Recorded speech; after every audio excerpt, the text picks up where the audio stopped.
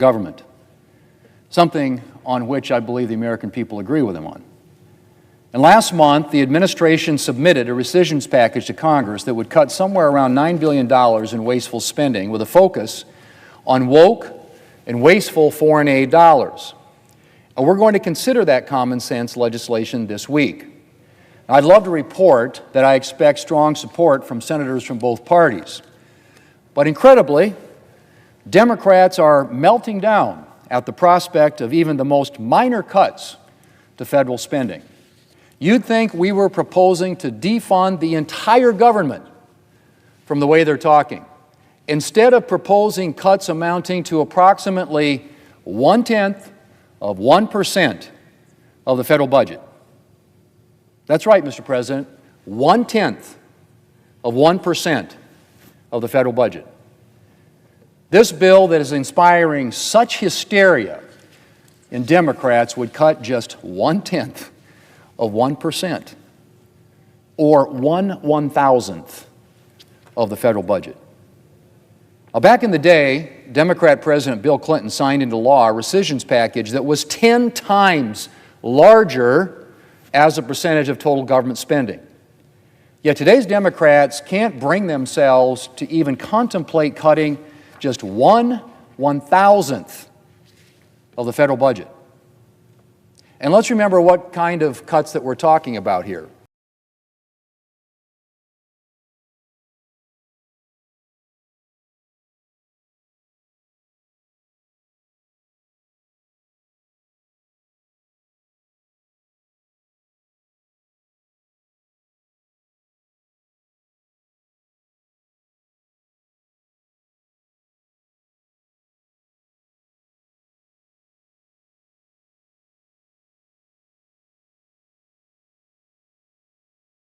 We're not talking about making difficult decisions about essential federal programs or gutting foreign aid.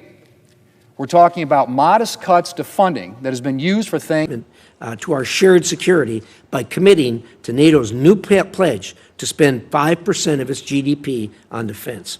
It is important that we help further deepen that integration into our alliance alongside with our partners in Europe. This is a critical time as China and Russia are making designs on the Arctic and contesting areas of shared U.S.-Swedish interest. And as you know, Sweden is on the front line of dangerous developments in the Baltic Sea, from the sabotage of critical infrastructure to the reckless behavior of Russia's shadow oil fleet and increasingly provocative Russian military activity. And they sail merrily along. I look forward to hearing how you will help Sweden defend against these threats and advance all aspects of our relationship.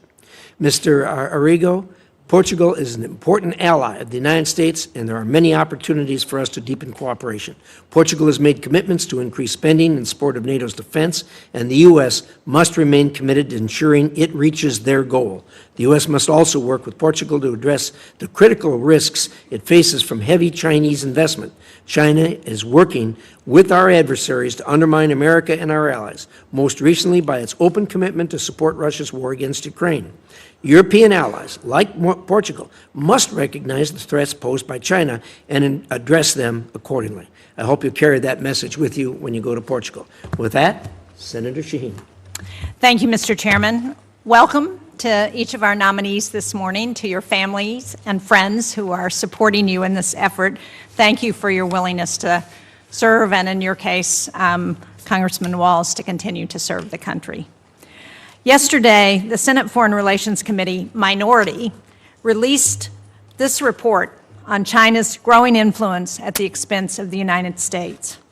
This report makes clear that this competition is one of our central geostrategic challenges. This is a competition that is deeply connected to our economy and to our lives here at home. Whether combating unfair trade practices and IP theft, or stopping the flow of fentanyl into our communities, or protecting Americans from spying and cyber attacks, or helping U.S. companies stay ahead in developing batteries, electric vehicles, and AI, the stakes are very high. The threat to our prosperity and security is real. But unfortunately, instead of strength and focus, we've seen this administration pull back on a global scale. As the administration fires thousands of highly specialized, nonpartisan experts and cuts America's diplomatic budget by 84%, China leads the world in diplomatic missions and is increasing its budget. And the situation at the United Nations is especially alarming. President Trump has said that the UN must return to its core mission of peace and security. But the administration is also proposing to slash U.S. contributions to the UN and eliminate the entire UN peacekeeping budget, increasing the likelihood that American soldiers will be sent into combat zones and making China the largest UN peacekeeping and financial contributor. The Chinese Communist Party must be very pleased at our efforts. They continue making long-term investments at the United Nations and international organizations, not only through contributions, but by placing more Chinese nationals in key roles. Mr. Waltz, I urge you to take this threat seriously. I know you do because you've served on the China Commission. But if we walk away from international bodies like the UN, the result won't be reforms that advance American interests. The result will be that international bodies become increasingly dependent on China, whether it involves technology and AI standards, or global health, or trade deals, or documenting human rights abuses in Ukraine. China will be writing the rules. I don't think most Americans want to live in a world where the Chinese Communist Party is driving the agenda. There remains broad bipartisan agreement that American leadership on the global stage is essential, particularly as China's expanding footprint threatens our safety and prosperity. That's why Americans need a voice not only at the UN Security Council, but at the International Civil Aviation Organization, which ensures airspaces remain safe, at the World Food Program, which prevents famines and responds to crises, the Organization for the Prohibition of Chemical Weapons, which works to eliminate these dangerous weapons, and the International Atomic Energy Agency, which helps reduce the threat of nuclear war. Put simply, we cannot shape these organizations or even push for the reforms that we want unless we're at the table.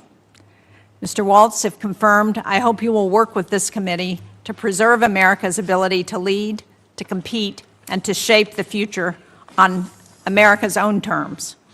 Mr. Orrigo and Ms. Toretti, because the UN ambassador post has traditionally held cabinet-level status, my remarks have focused on that role. But I also look forward to hearing from each of you how you would advance America's interests in Europe through the posts in Portugal and Sweden. Thank you all.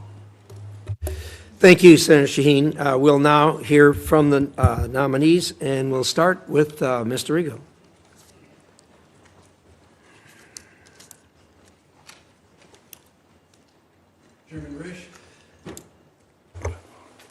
Chairman Risch, Ranking Member Shaheen, and members of the committee, thank you for the opportunity to appear before you today as President Trump's nominee to be the United States Ambassador to the Portuguese Republic. I'm enormously grateful and honored by the confidence President Trump and Secretary Rubio have placed in me. I am blessed to have a wonderful and supportive family, my wife Megan, my daughters Alyssa, Angela, Amanda, my brother Jim, my sister Virginia, my nephew Freddie, and my good friend Pat, who just flew in this morning. Thank you, Senator Graham, for your gracious introduction. If confirmed, I pledge to serve my country honorably, to advance our core national interests, and to always put America first. I've been a successful entrepreneur and business leader for over 30 years.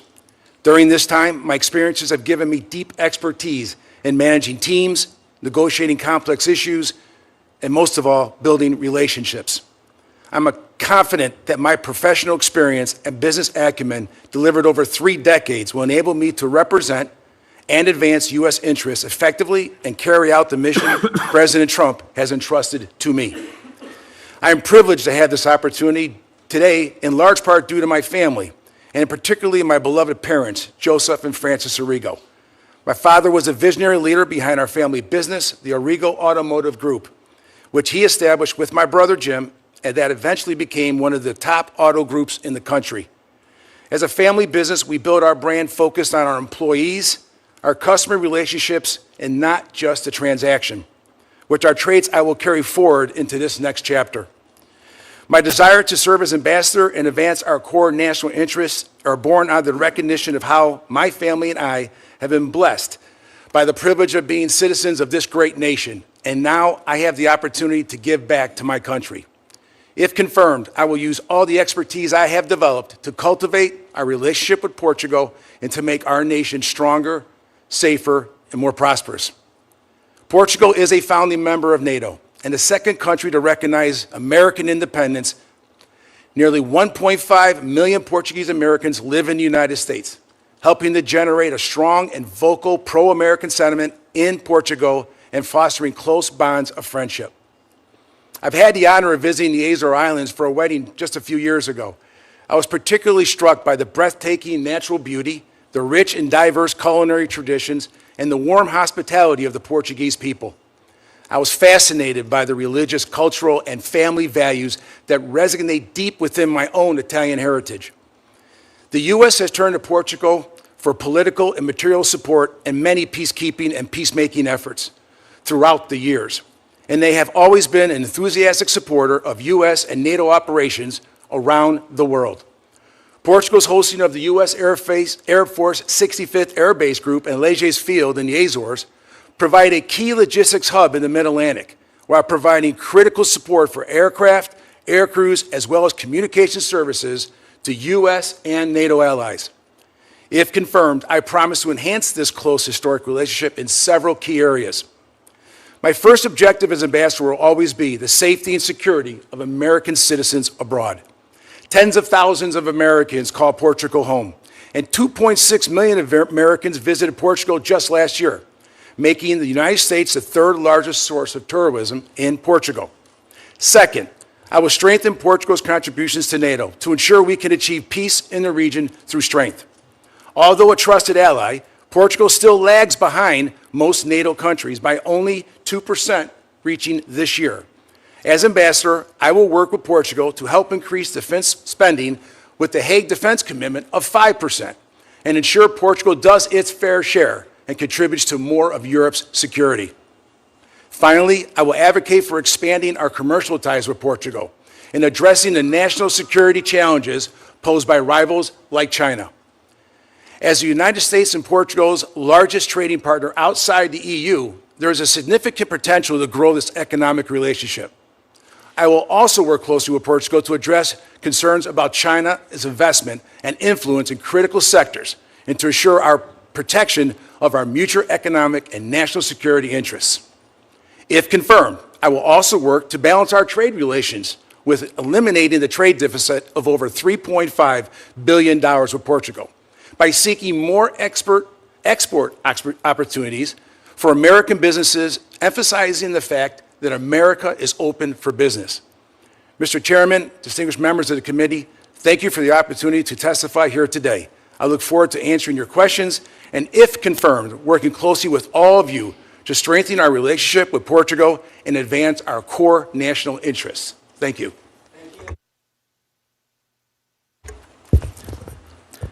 Thank you, Chairman Risch, Ranking Member Shaheen. It's my honor to be here as President Trump's nominee for the United Nations. First, I also want to thank my family, especially my wife, Julia, herself a fellow combat veteran and accomplished diplomat. And if confirmed, you will definitely get double the bang for the taxpayer's buck. I have my mother, Brenda, here, who has always been my rock and who bootstrapped her way through life. My daughter, Anderson, a rising senior at UC Boulder. And I have spared the Capitol Police, our 3-year-old son, Army, and his energy.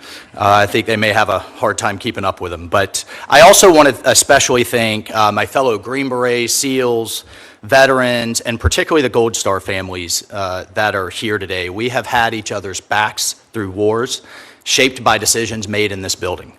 I promise to keep them and to keep all of you in mind as we support President Trump's focus on peace through strength. So our experiences obviously shape how we approach these positions. And for this one, my experience as a Green Beret serving alongside NGOs, development agencies, the UN out in the field, in Africa and the Middle East, has certainly shaped my view. I've seen many organizations that frankly mean well, but execute poorly. Lack of coordination, bloated bureaucracies, poor contracting. I have literally seen over and over again hospitals that lack beds, schools that lack supplies, schools with supplies where they lack teachers.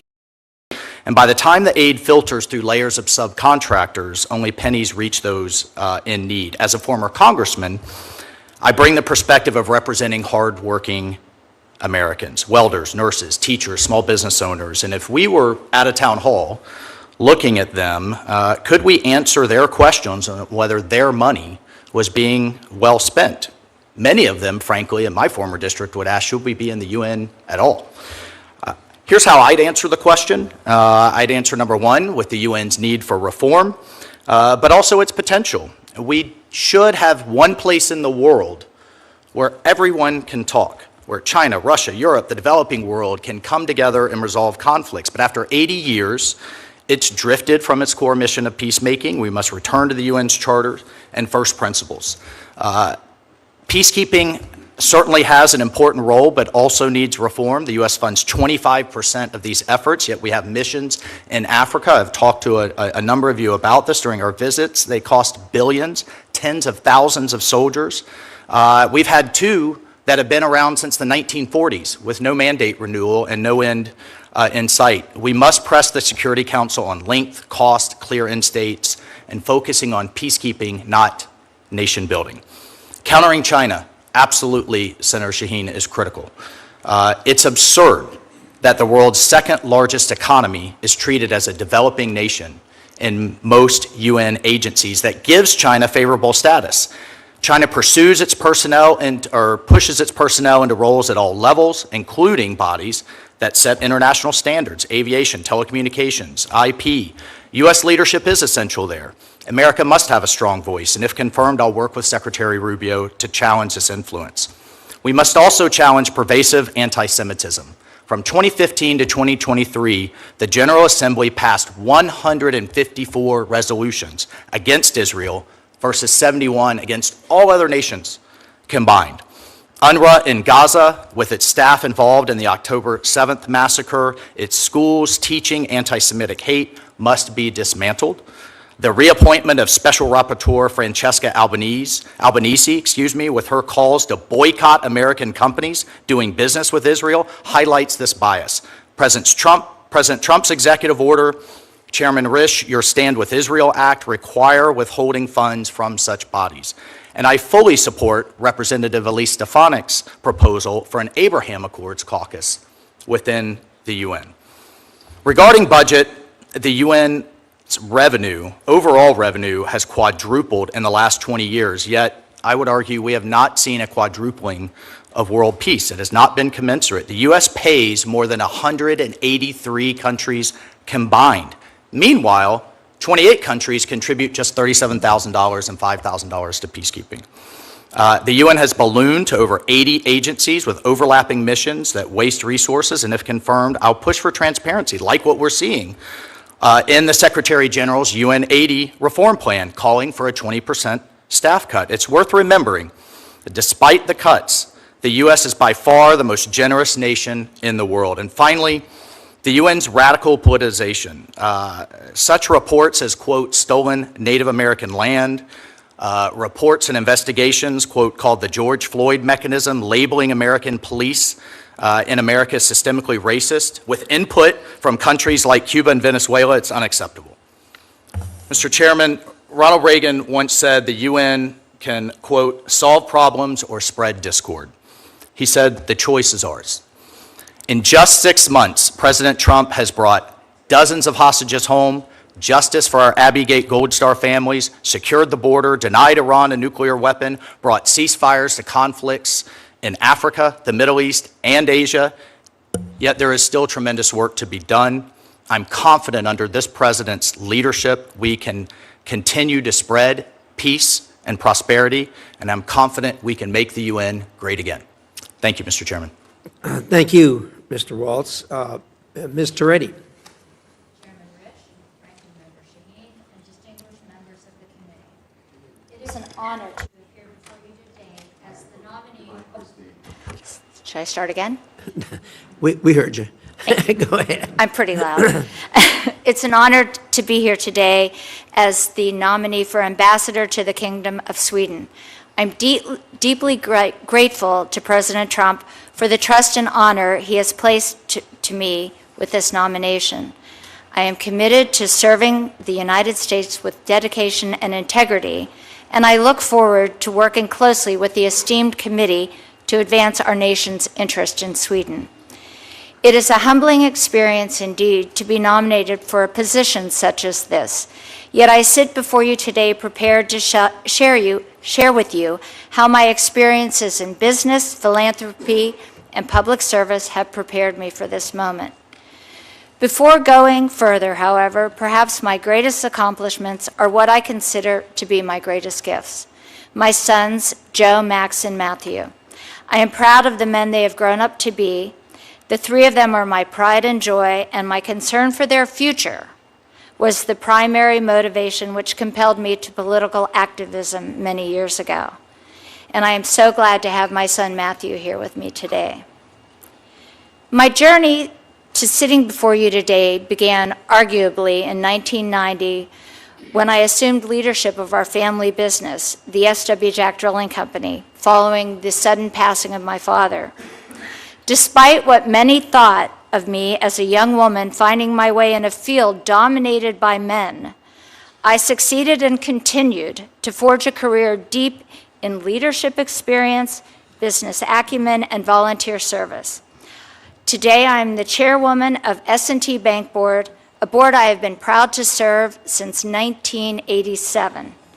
Less than 10% of publicly held companies are chaired by women, and my tenure as chair is going into its 8th year.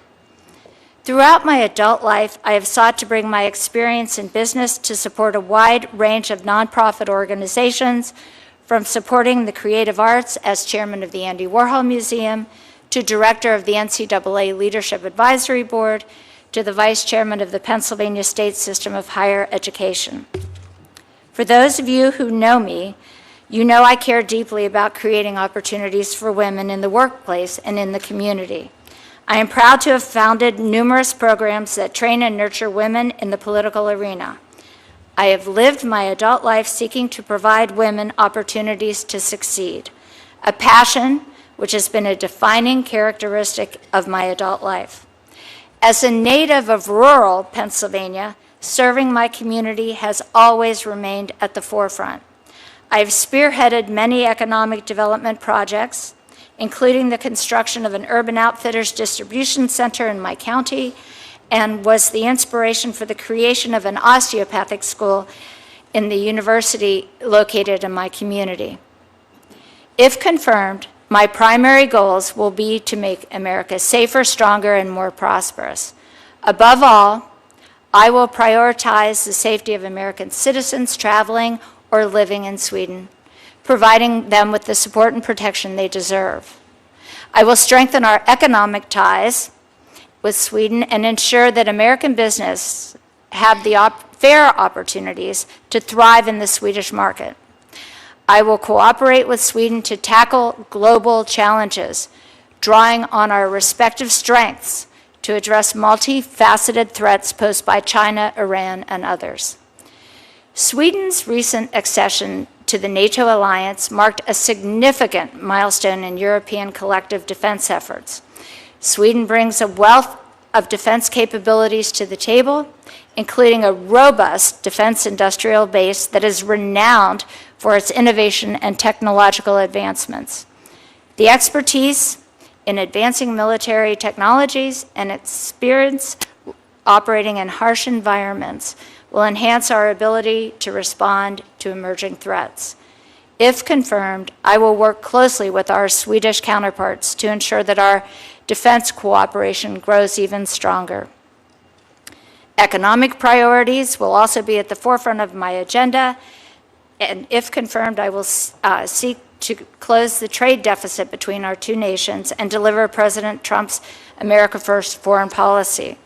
By promoting American exports and encouraging Swedish investment in the United States, I will encourage collaboration between America and Swedish businesses, researchers, and entrepreneurs, ensuring that both of our nations benefit from the advancements in cutting-edge fields.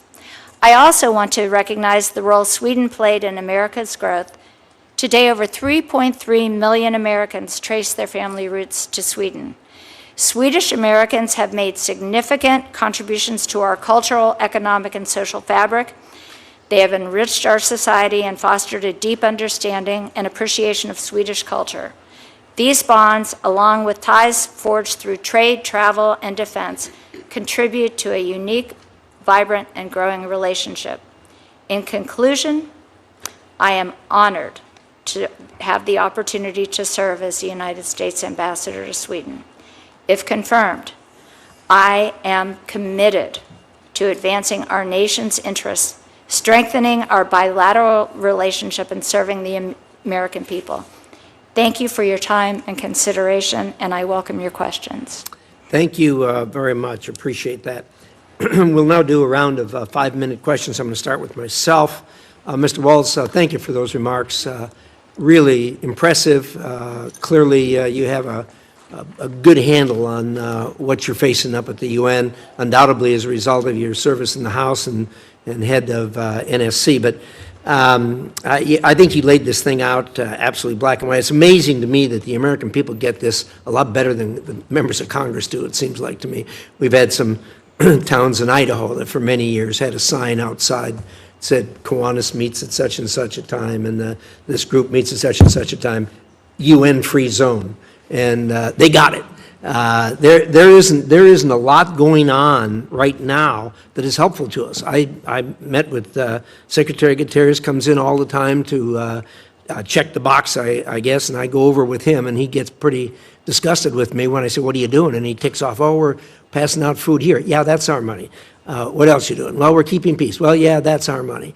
And you go along and say, look, let's go back to the founding document that talks about keeping countries from trying to overrun other countries. What are you doing there? You can't even pass a resolution condemning what Russia has done.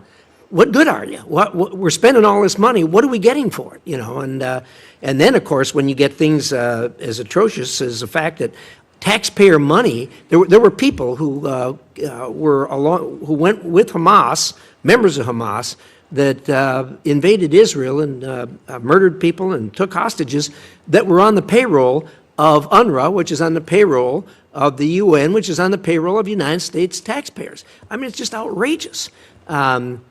You got a heavy lift there, and of course, we all know what China's doing with their penetration. Your thoughts?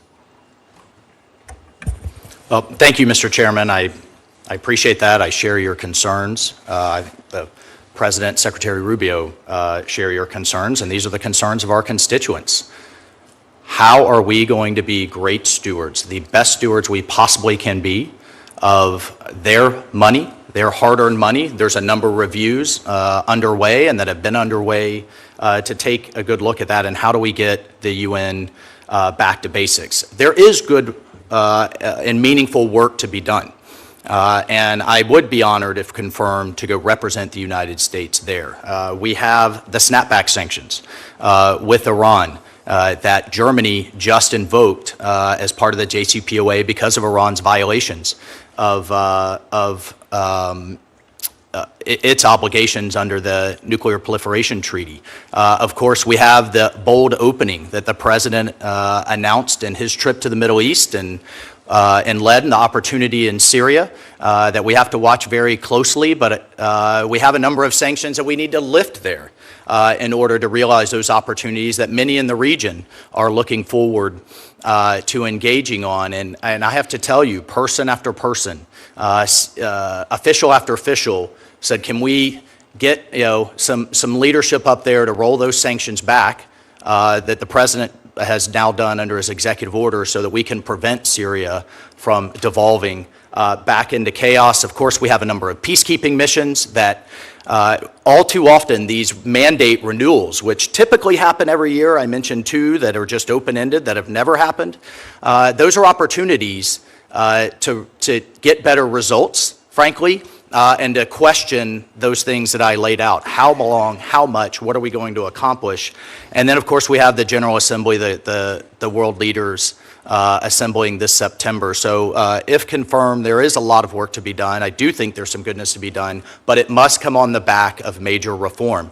And I've sat in many House hearings where we've talked about reform, we don't see it implemented. I think under this president's leadership and under this secretary's leadership, it's time to get to work. Good thoughts. I have, well, Mr. Orrigo, I'll take a quick run at you. You know, people in America seem to have a pretty good view of Portugal. We've had a good relationship with them. They appear to be a good friend. They got a couple of soft spots, obviously. Number one, China's got the deepest penetration of Portugal than any country in Europe. And the second thing is they can't even get to the 2%, let alone the 5% that we're demanding now. You're going to have to get them there and hopefully bring them to their senses in dealing with China. Your thoughts? Thank you very much for that very important question, and you are exactly right. They have been, over decades, they've been down at the bottom, 25 out of 32, or lower in defense spending. It would be my job to see if we could sit down and come to the table with the military modernization that they need so desperately. Their F-16 fleet is quite aging, and I think the F-35 program would be one of my top priorities. I believe if we could sit down and come to an agreement there, that would push them right to the top and then over on their way to the 5%. When it comes to China's involvement, you're right. I've noticed as a private citizen, I've done some reading where is it right to have some of the largest companies in China be owning some of the energy companies in Portugal? Is it right to have construction companies owning some of the largest, CCP companies owning some of the largest construction companies in Portugal? That probably would need to be discussed. So if confirmed, I would like to sit and discuss all the threats that we have between the energy sector, the construction, and the defense spending with Portugal to get them to do their fair share. Thank you. Senator Shaheen. Thank you, Mr. Chairman. Excuse me. Mr. Waltz, these last few months have illustrated how China is all too eager to take advantage of our disengagement at the UN and around the world. And while we may not all like what some UN institutions do, if we aren't at the table, we can't influence the agenda. So do you agree that if confirmed, a central responsibility of your role at the UN will be to ensure that the United States is present, able, and willing to counter the PRC's growing influence at the UN? Thank you, Senator Shaheen. I appreciate the question. I agree it's absolutely critical.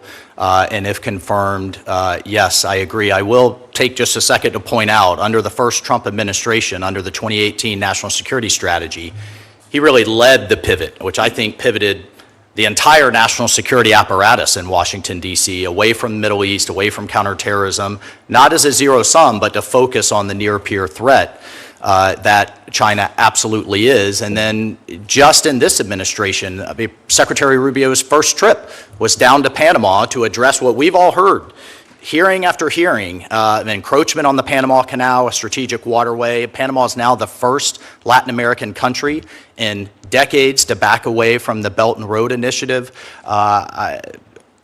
The malicious behavior, but also the potential of the Chinese Communist Party, the malicious behavior, the potential of the relationship, I should say, will be top of mind for me. I know it is for the Secretary and the President. I agree with you, Congressman. That's why I find it so puzzling that there's been no coherent strategy for how to address China within this administration. There's no consistent messaging. If you look at where China is moving in, where the United States has moved out, within days of our shutting down of USAID and foreign assistance programs, China was already labeling the United States as an unreliable partner. Within months, China has moved in to so many of those foreign assistance programs that have been shut down, that had been operating for years to provide a role for the United States in so much of the world.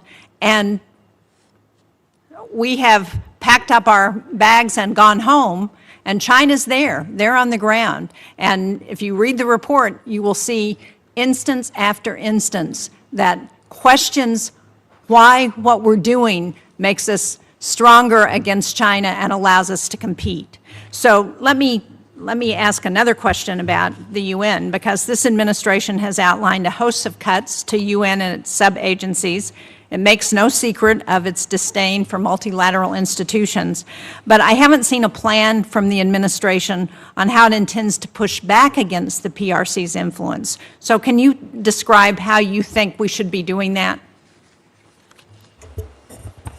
Thank you, Senator Shaheen. Just a few points to address there. Number one, I look forward to reading the report and to working with you, the committee, and the team on that. I have to tell you, though, in my experience, even in the last 6 months, but even more broadly, I've seen partners in the Middle East that were heading into the PRC's orbit make it very clear that they want to work with the United States, particularly since the election of President Trump. I think the peace agreement between the DRC and Rwanda that we just saw in the Oval Office, China has had all kinds of activities across Africa, but they've also heavily polluted, bring in their own labor, often engage in certain types of corruption, is we have a race for national resources to power the economies of the future. I think that was an incredible moment. And from the president's perspective, I feel confident in saying that he sees the power of our markets, he sees the power of our economy, he sees AI and energy and other things that we need to unleash in the future.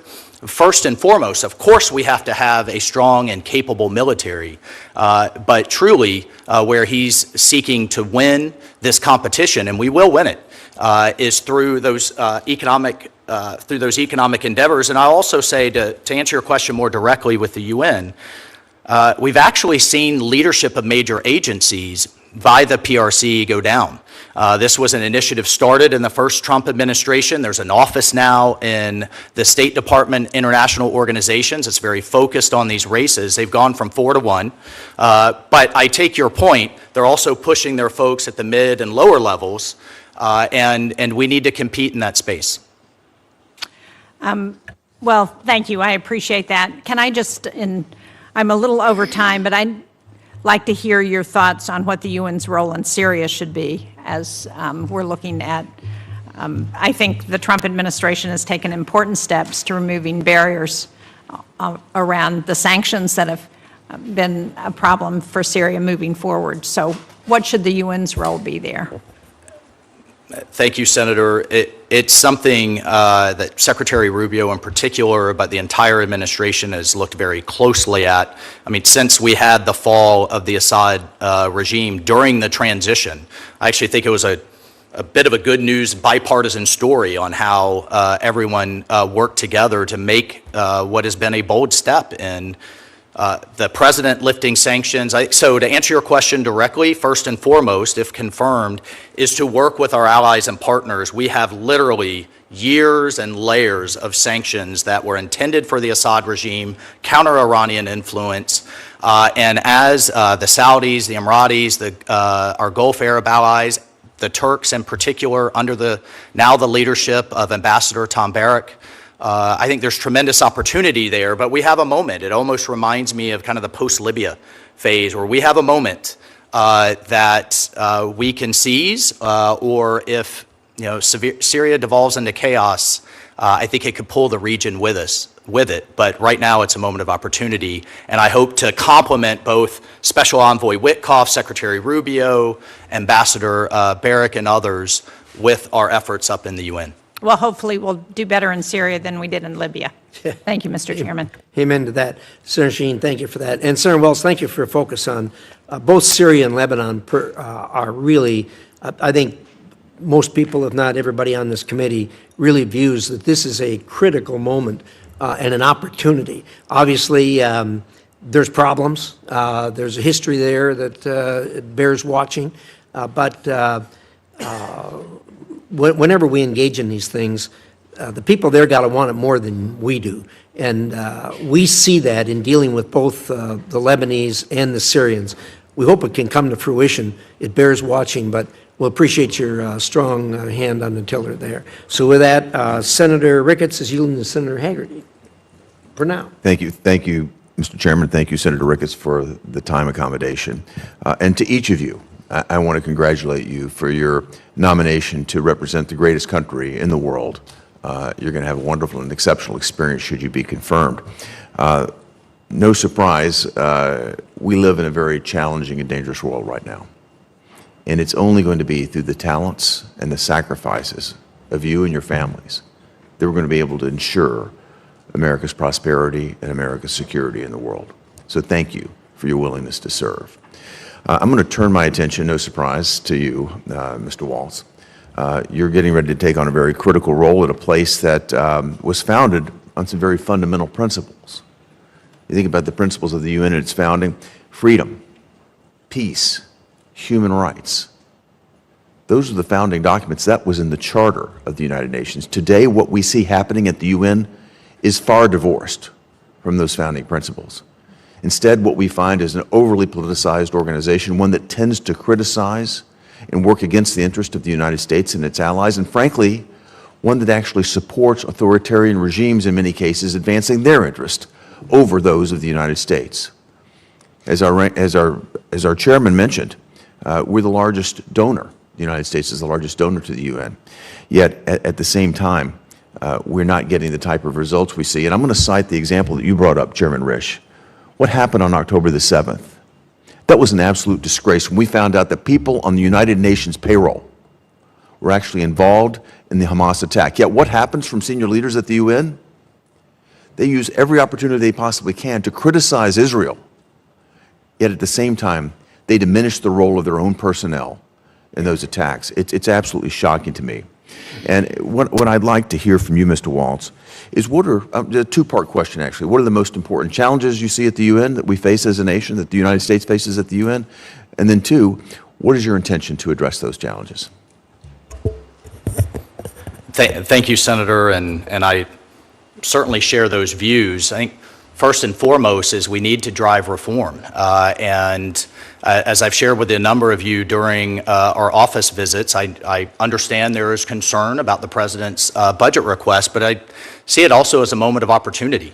If you look at when reform has actually happened, not talked about, not the rhetoric, is when the United States has said, you know what, we need to actually see things before the U.S. taxpayer continues to write checks. We saw it in the late 1990s with, led by Senator Jesse Helms, that turned into the Helms-Biden legislation. We saw it in the early 90s, and that resulted in at least something approximating an inspector general, although I think we still need a heck of a lot more reform in that regard. So we need those reforms to continue forward. I do not think Secretary General Gutierrez would have his UN 80 plan already on the table if he didn't take President Trump very seriously and Secretary Rubio very seriously. And you know, if we're looking at cutting 20% of their staff, Senator, there's over 20,000 staff just in the Secretariat.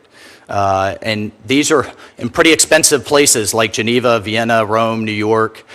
They need to be closer to the field, and I think they need to be a lot more efficient. And I mentioned the things that are pending in terms of Syria, Lebanon, Iran, and what have you, and certainly our counter-China efforts. Those will all be top of mind. Well, I appreciate your focus on what is obviously a bloated organization, one that's missing the mark at every turn and frankly has been misguided in so many directions. I'd like to pick up on a particular point that the ranking member raised, and that has to do with China and its malign influence there at the United Nations.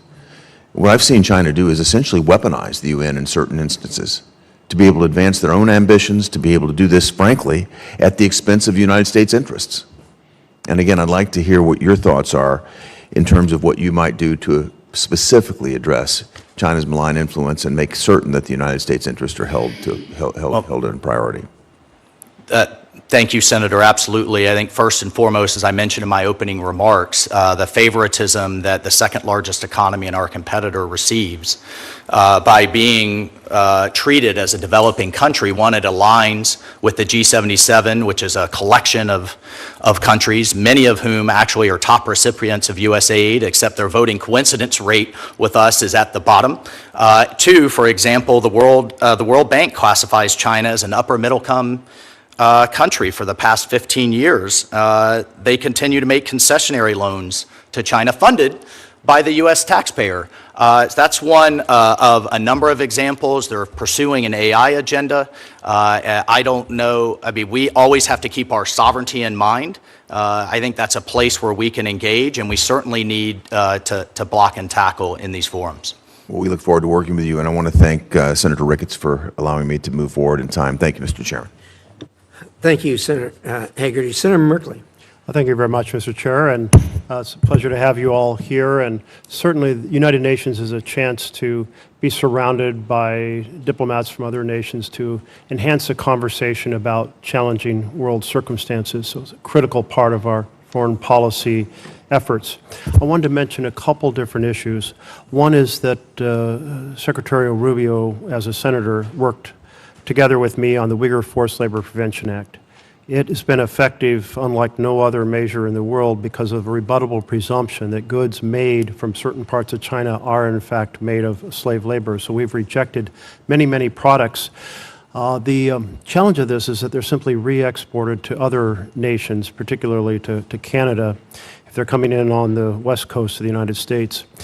Would you see the possibility of working with other nations to pursue a similar structure so that this effort to end the acceptability of products made with slave labor in China is thwarted on a much broader basis? Thank you for the question, Senator, and I think it's an incredibly difficult, in many ways, heartbreaking issue. A few years ago was a report coming out of a think tank in Australia that highlighted 80 international brands, many of whom are common brands that we use and purchase today that were using slave labor from Western China. In fact, in one of our efforts, I highlighted the world's largest solar panel factory in Western China that was actually being subsidized by the U.S. taxpayer, was being subsidized in the Inflation Reduction Act. But if you followed the power lines to the factory, it was actually being powered by Russian coal in 12 coal-fired power plants producing solar panels funded or staffed with slave labor. So it's something I absolutely would look to work with you. Thank you. That's what I was looking for. I have several questions, so I wanted to, you were working towards a yes with great background. Thank you. Second of all, Taiwan is an area I've had a lot of concern and have been engaged in as the Democratic lead on the China Commission. We've held a lot of hearings on it. China has blocked their participation in many international organizations, including various agencies within the UN. Do you see some opportunity to press for Taiwan to have greater representation and voice on some of those UN bodies?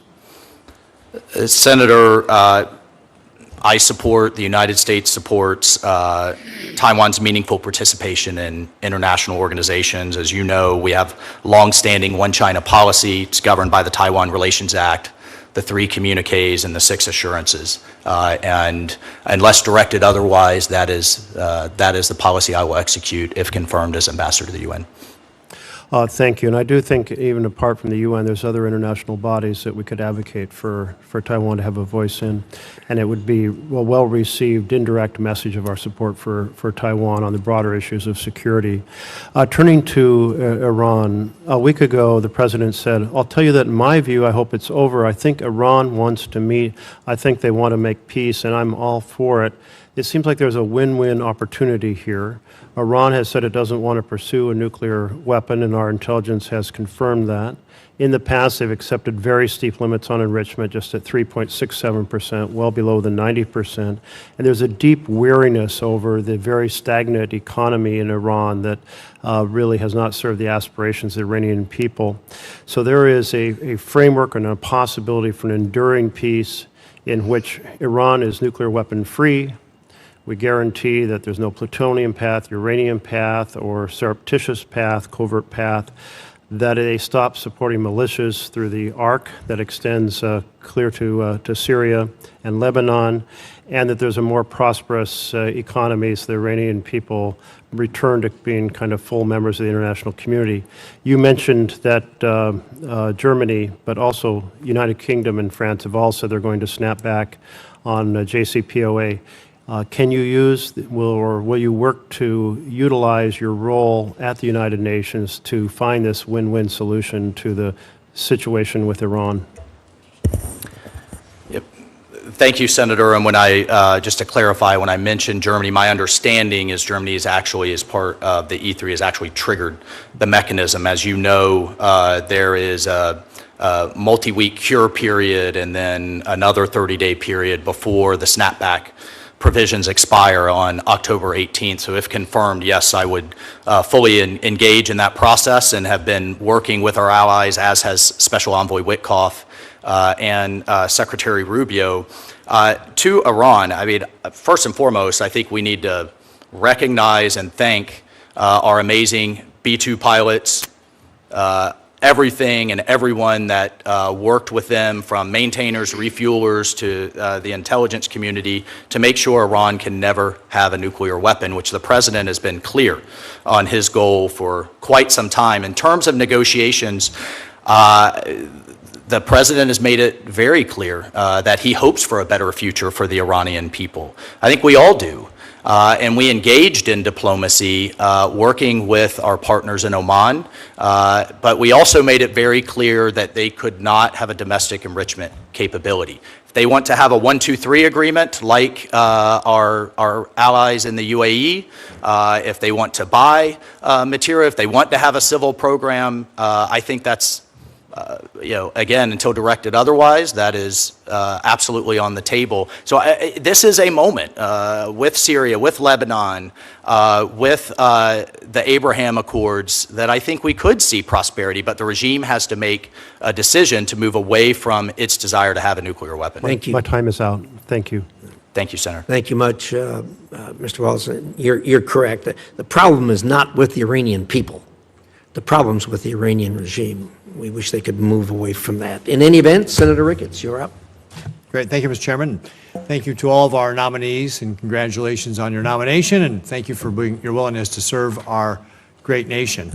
Mr. Waltz, I'm just going to go pick up with where Senator Merkley left off. You mentioned that Germany has triggered the snapback sanctions. My team was just doing some quick research to try and find that. We couldn't find any mention of that right offhand, but it is hugely important that the E3 get those snapback sanctions. You know, the air campaign by Israel and the successful attack by, as you mentioned, our bombers, to be able to hit those key nuclear facilities was really, really important in hampering Iran's ability to have a nuclear enrichment program. But it's not the end of the story. We've got a lot more work to do. Iran is still out of compliance with their obligations under the JCPOA, and they are not allowing the EA inspectors to be able to get into those facilities, so they're in violation. It's absolutely critical that the E3 do those snapback functions. Will you commit to working with them to push them to get that snapback in place? And as you mentioned, that deadline of October 18th, because of the cure period you were also mentioning, it's really more like September where they really have to get this done. But as UN Ambassador, if you're confirmed, will you push them to get this done? Thank you, Senator. And if my mention of Germany was from open source reporting, so if that was an error, then that was. Well, it's good news if it's true. If it's actually, but we've also happens. Spoken to the United Kingdom and France as well, and I have full confidence that They will work with us. We've had these conversations literally through the transition and over the last 6 months. The second executive order the president signed was to reinstitute maximum pressure on Iran, but you raise a fantastic point in that we need to get those inspectors back in there with the IAEA, and it is obviously notable that the June report from the IAEA was the first censure of Iran for its non-compliance in quite a long time.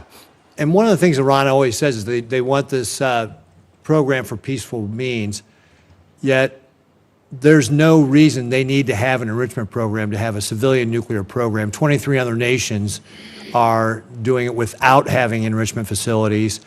We need to continue to push that the only way we can guarantee they cannot get a nuclear weapon is if they do not have an enrichment facilities. Would you agree?